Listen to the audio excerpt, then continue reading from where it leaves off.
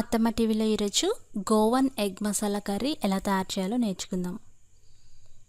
అంటే గోవాలో చేసే డిఫరెంట్ ఎగ్ మసాలా కర్రీ. దీని ఈజీగా దీని తయారీ కోసం కావలసిన పదార్థాలు టాబ్లర్ ఫామ్ నోట్ చేసుకోండి.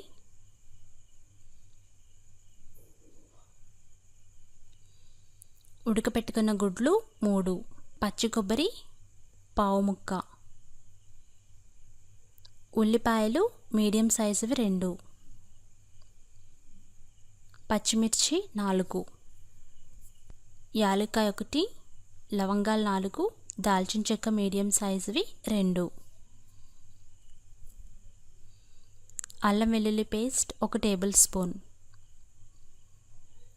ధనియాలు 1 టేబుల్ స్పూన్, కరివేపాకు 2 రెమ్మలు, జీలకర్ర 1 టీ స్పూన్, చింతపండు అంటే చింతపండు గుజ్జు 1 టేబుల్ స్పూన్, మిరియాలు 6, గసగసాలు 1 టేబుల్ స్పూన్, టమాటాలు 2, నూనె 2 టేబుల్ స్పూన్లు, కారం 2 టీ స్పూన్లు, పసుపు 1 టీ స్పూన్, ఉప్పు మీ రుచికి సరిపడినంత, ఫ్రెష్ క్రీమ్ 1 టేబుల్ స్పూన్, కొత్తిమీర 2 రెమ్మలు. ఇప్పుడు తయారీ విధానం నేర్చుకుందాం. ముందుగా కడాయి పెట్టి కాసేపు వేడి చేయండి. ఇది వేడైన తర్వాత అందులో ధనియాలు వేసి వేయించాలి. ఆ తర్వాత గరం మసాలా, అలాగే మిరియాలు, జీలకర్ర, తర్వాత గసగసాలు, ఇవన్నీ డ్రై ఫ్రై చేయాలి. లో ఫ్లేమ్లో పెట్టి మంచి వాసన వచ్చేంత వరకు 2 మినిట్స్ అంటే 2 నిమిషాల పాటు వేయించాలి. మంచి వాసన వచ్చేంత వరకు తిప్పుతూ లో ఫ్లేమ్లో వేయించండి. తర్వాత స్టవ్ ఆఫ్ చేసి 5 నిమిషాలు చల్లారబెట్టాలి. చల్లారిన తర్వాత మిక్సీ జార్లో తీసుకోవాలి. దీంతోపాటు అల్లం వెల్లుల్లి పేస్ట్ వేయండి, పచ్చి కొబ్బరి వేయండి, మూత పెట్టి కొంచెం వాటర్ వేసి పేస్ట్ లాగా గ్రైండ్ చేసుకోవాలి. ఈ విధంగా గ్రైండ్ చేసుకొని ఒక బౌల్లో పెట్టుకొని పక్కన పెట్టుకోండి. ఇప్పుడు చింతపండు నానబెట్టుకొని చింతపండు గుజ్జు తీసుకోవాలి. అలాగే ఉల్లిపాయల్ని చిన్న చిన్న ముక్కలుగా కట్ చేసుకోవాలి. ఇలా చిన్నగా తరిగి పక్కన పెట్టుకోండి.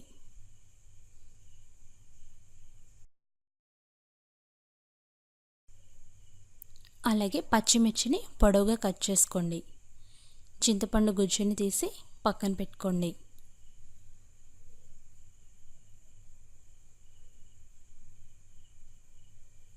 టమాటాలని కూడా చిన్నగా కట్ చేసి పక్కన పెట్టుకోండి. ఉడకబెట్టుకున్న గుడ్లని తొక్క వలిచి పక్కన పెట్టుకోండి. ఇప్పుడు స్టవ్ వెలిగించి కడాయి పెట్టి వేడి చేయండి. తర్వాత నూనె వేసి కాసేపు వేడి చేయండి. నూనె కాగిన తర్వాత అందులో తరిగి పెట్టుకున్న ఉల్లిపాయ ముక్కలు, పచ్చిమిర్చి వేసి వేయించాలి.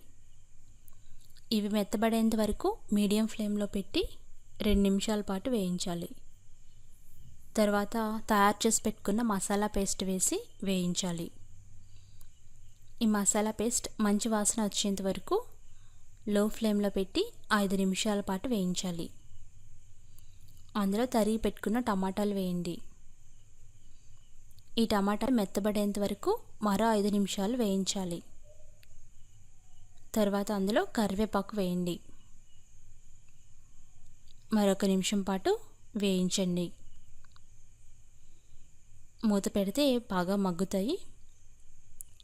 ఇప్పుడు అందులో చింతపండు రసం వేయండి. దీన్ని గుజ్జులా కూడా తీసుకోవచ్చు. అందులోనే కారం, అలాగే పసుపు, రుచికి సరిపడా ఉప్పు వేసుకోండి. ఇవన్నీ వేసి బాగా కలపాలి. గ్రేవీకి సరిపడా వాటర్ వేయండి. వాటర్ వేసుకొని మీడియం ఫ్లేమ్లో పెట్టి కూరని వండుకోవాలి. ఈ గ్రేవీ దగ్గర పడేంత వరకు కూరని ఉడికించుకోవాలి. మూత పెడితే త్వరగా దగ్గరకు వస్తుంది. ఈ విధంగా కుతుకుతామని కూర ఉడుకుతూ ఉంటుంది. ఇలా ఉడికేటప్పుడు ఫ్రెష్ క్రీమ్ తీసుకొని అందులో వేయండి. క్రీమ్ బదులుగా పాల మీగడ కూడా వేసుకోవచ్చు. క్రీమ్ అందుబాటులో లేని వాళ్ళు పాల మీగడ వేసుకోండి. ఇలా వేసి 2 నిమిషాల పాటు లో ఫ్లేమ్లో ఉడికించండి. ఆ తర్వాత గ్రేవీ తయారవుతుంది. స్టవ్ ఆఫ్ చేసి దీన్ని ఒక బౌల్లో తీసుకోండి. ఇప్పుడు ఉడికించుకున్న గుడ్లని కట్ చేసుకోవాలి. దానికోసం ఒక దారాన్ని తీసుకొని ఈ విధంగా గుడ్ల మీద అమర్చాలి. పొడవుగా కావాలనుకుంటే ఇలా అమర్చి దారాన్ని గట్టిగా లాగితే గుడ్లు చక్కగా కట్ అవుతాయి. అంటే చూడటానికి మంచి షేప్ వస్తుంది. చూసారు కదా, ఇంత బాగా కట్ అవుతుంది. దారాన్ని తీసుకొని ఎగ్స్ అన్నీ ఇలా కట్ చేసుకొని పక్కన పెట్టుకోండి. ఇలా కట్ చేసుకున్న ఎగ్స్ని తయారైన గ్రేవీలో పెట్టుకోండి. గ్రేవీ పైన పెట్టాలి. ఈ విధంగా చక్కగా గార్నిష్ చేసుకొని దానిపైన కొంచెం కొత్తిమీర చల్లుకోవాలి. చూడటానికి కూడా ఎంతో అందంగా ఉంటుంది.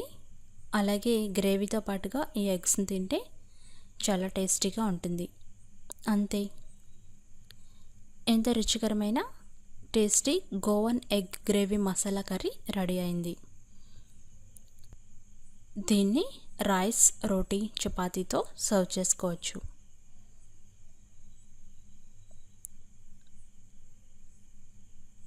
రుచికరమైన ఈ కూరని మీరు కూడా తయారు చేసుకొని ఫీడ్బ్యాక్ పంపించండి.